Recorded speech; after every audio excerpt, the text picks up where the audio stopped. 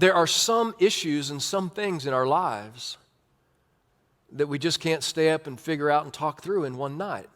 Amen? There's just some of those things that we can't get through in just a few hours or late at night. And the reason is because some of those issues and some of those things that we're trying to resolve today have nothing to do with today. They happen days or weeks or months or years or even decades ago. And here's what happens. Here's what happens.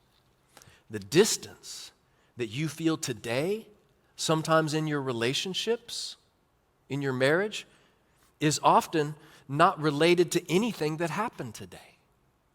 That's why it's so hard to figure out. I know I'm upset. I know I feel distance. I know I can't stand you.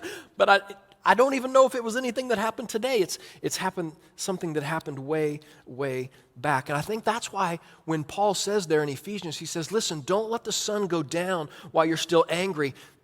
Here's what he's saying. He's saying, listen, don't allow distance to carry over from season to season of your life.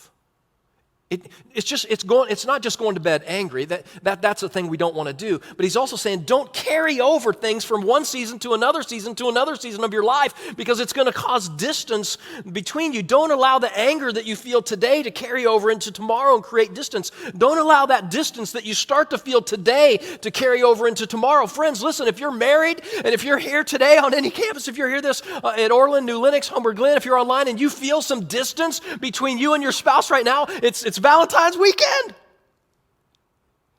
And it's not the best so far.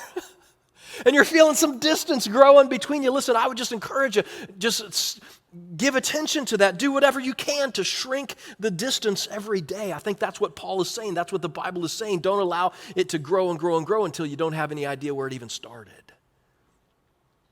Don't allow and carry over what happens in your single life into your married life. As much as possible, don't carry over the hurt or the pain from your first marriage into your second marriage. As much as it's possible, don't allow that distance to grow in relationships. Why is that?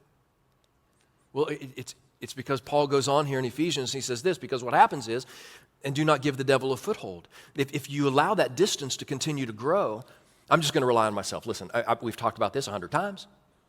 I don't know if I can trust you. And we get more and more and more distance, right, between us. It begins to give the devil a foothold into our lives, into our relationships if you're single, but especially into our marriages.